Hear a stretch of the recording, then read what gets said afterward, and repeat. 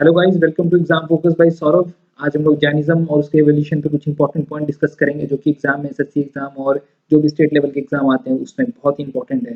तो let's get started with Jainism and its evolution. तो पहला क्वेश्चन देखते हैं, when was Vardhaman Mahavir born? तो वर्धमान महावीर का जन्म हुआ था 540 540 बीसी में, और जो जगह था वो था कुंडला ग्राम। कुंडला ग्राम बिहार मगध क्षेत्र में पड़ता है, और इनका जन्म 540 और बुद्ध का जो जन्म था ये भी 563 बीसी में, तो इसे भी मत भूलिएगा, लुम्बिनी में हुआ था। Okay, now what was the name of Mahavir father? Mahavir के पिता का नाम क्या था? महावीर के पिता का नाम था सिद्धार्थ। सिद्धार्थ गौतम बुद्ध का भी नाम था बचपन का, और जो उनके पिता का नाम था वो था सुधोधना, पर यहाँ महावीर के जो पिता थे उनका नाम है सिद्धार्थ। ओके, जामेली उनके वन ऑफ द डिसिपल्स रहे थे, फेवरेट डिसिपल्स में से एक थे जामेली, जिनसे के साथ उनकी बेटी का शादी भी हुआ था।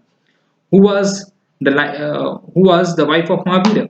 तो महावीर की पत्नी का नाम था Yashoda.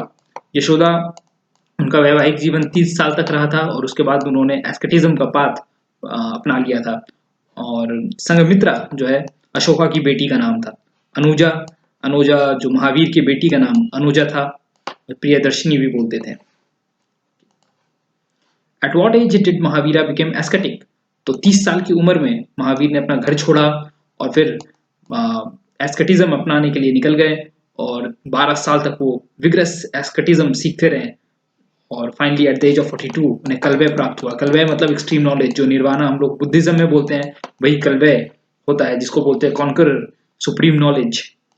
What does Nirgantha means? तो देखिए, एस्केटिज्म पाथ जब अपनाता है आदमी तो उसका एक प्रोसेस होता है, तो उस प्रोसेस को बोलते हैं, जो एस्केटिक पाथ जो फॉलो करता है वो होता है निर्ग्रंथा। ठीक है, और ये है फॉलोइंग द पाथ ऑफ एस्केटिज्म या एस्केटिक प्रोसेस। तो मॉन्क बनने की जो प्रक्रिया है, मॉन्क बनने के बाद भगवान के पास जाने की प्रक्रिया को बोलते हैं एस्केटिज्म या Nirgrantha. At what age Mahavira got enlightenment? तो महावीर 12 साल के प्रयास के बाद, एस्केटिज्म के बाद और ध्यान लगाने के बाद 42 साल की उम्र में उन्होंने कल्वय प्राप्त किया था, और उन्हें कॉन्करर बोला जाने लगा।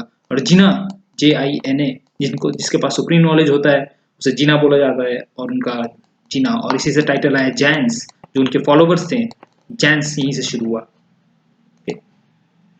After attaining enlightenment Vardhaman Mahavir was known as? तो वर्धमान महावीर, देखिए अभी भी जस्ट मैंने बताया, जिना बोलते हैं, महावीर को बोला जाता था, जैन उनके फॉलोअर्स को बोला जाता था, और श्वेतांबर्स और दिगंबर्स दो सेक्ट थे जैनिज्म में, वो थे। तो देखिए, श्वेतांबर्स वो थे जब 200 साल के, जब निधन हुआ महावीर का, उसके 200 साल के बाद फैमिन पड़ा था, और चंद्रगुप्त मौर्य उस समय राजा थे, तो उन्हें जैन कम्युनिटी पे बहुत ज्यादा विश्वास था, और वो उसके बाद चले गए थे कर्नाटका। तो मगध क्षेत्र छोड़ के, मगध के राजा होकर भी कर्नाटका में शिफ्ट हुए अपने चीफ के साथ, जिनका नाम था भद्रबाहु, और वहां जाकर उन्होंने जो था दिगांबर दिगांबर सेक्ट जो था वो शुरू किया, और जो मगध क्षेत्र में बच गए थे वो थे सांथला बाहु, स्थला बाहु, और इन्होंने श्वेतांबर, तो श्वेतांबर जो था वो कपड़े पहनते थे, और जो दिगंबर थे वो कम्प्लीटली नेकेड रहते हैं। तो ये दो सेक्ट में अंतर था, और फाइनली जो इनका डेथ था, जो राजा थे चंद्रगुप्त मौर्य, उनका डेथ साउथ में ही हुआ, और जो जगह था वो था सरवना बेलागोला, कर्नाटका में। How many Tirthankaras are there in Jain religion? तो जैन रिलीजन में कितने तीर्थंकाराज हैं? टोटल 24 हैं। तो देखिए, पहले जो है वो आदिनाथ ऋषभ देव को बोलते हैं, जो वायु पुराण, जो पुराण है हमारे, उसमें भी जिक्र किया हुआ है। तो Adinath Rishabh Dev, Adinath Rishabh Dev.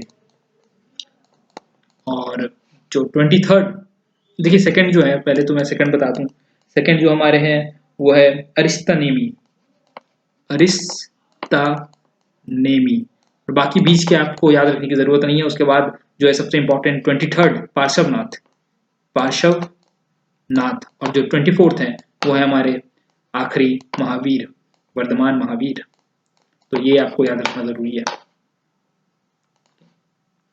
Who was the first Tirthankara? तो पहले तीर्थंकारा होते क्या है? तीर्थंकारा वो होते हैं जो जैन रिलीजन को जिसने प्रोपोगेट किया है या जिसने प्रमोट किया है और जो उनके फॉलोअर्स हैं, सच्चे फॉलोअर्स हैं, उनको बोलते हैं तीर्थंकारास। ओके, तो जो सबसे पहले थे वो थे ऋषभदेव। तो देखिए ये सब हिंदू के डेरिवेटिव्स हैं, बुद्धिज्म हो चाहे जैनिज्म हो या फिर सिख हो, तो ये सब बुद्धिस्ट से कहीं हिंदू से कहीं ना कहीं रिलेटेड हैं। तो 23rd तीर्थंकारा जो थे वो कौन थे? 23rd थे हमारे पार्श्वनाथ। देखिए पार्श्वनाथ ने पहले से ही बुद्धिज्म में बहुत सारी चीज दे रखा था, सॉरी जैनिज्म में। और जो पहला था वो था अहिंसा, दूसरा था अहिंसा मतलब नॉन वायलेंट, सत्य, सत्य का मतलब हमेशा सत्य, सही बोलना, स्पीकिंग द ट्रुथ। और तीसरा था अस्तेय, अस्तेय मीन्स नॉन स्टीलिंग मतलब चोरी नहीं करना।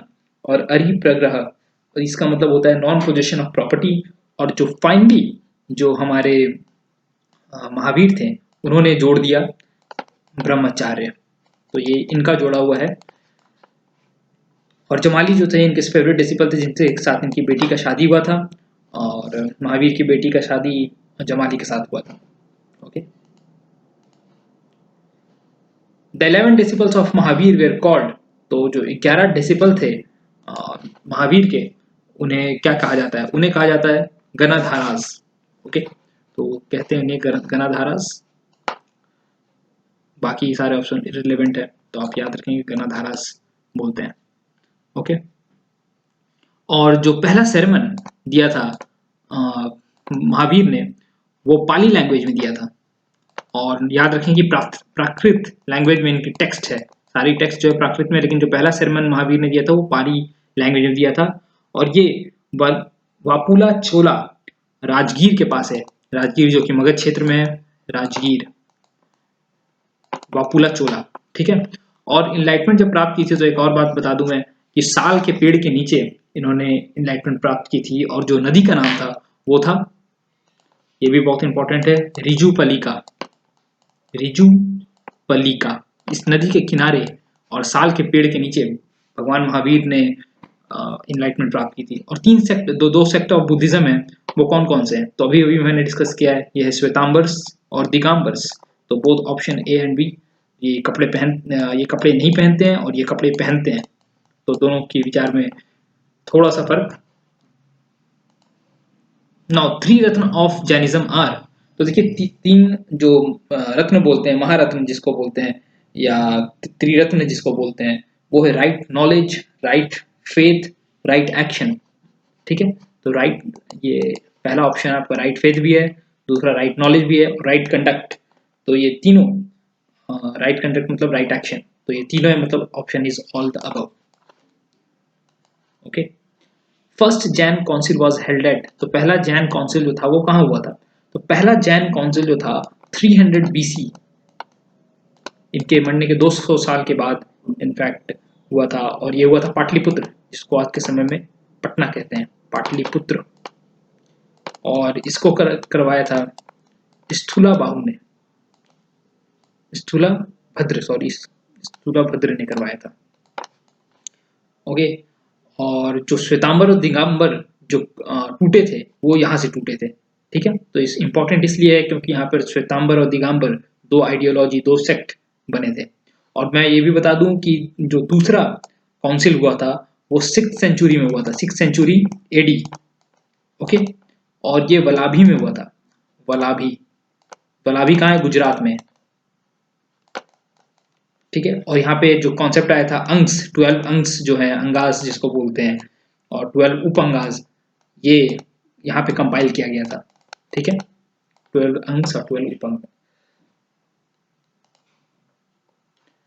Jain literature is written in which language, तो जैन लिटरेचर किस लैंग्वेज में लिखा गया है? जैन लिटरेचर जो है प्राकृत लैंग्वेज में लिखा गया है, जो कि लेटर डेज का संस्कृत के बराबर हुआ करता था। और जो पाली लैंग्वेज है, पाली लैंग्वेज में बुद्धिज्म का लिटरेचर है, तो बुद्धिज्म का लिटरेचर जो है वो पाली लैंग्वेज में, और जो जैनिज्म का है वो प्राकृत लैंग्वेज में। तो इसमें कंफ्यूज नहीं होना है, इस पर क्वेश्चंस आते हैं कई बार, तो ये आप ध्यान रखेंगे।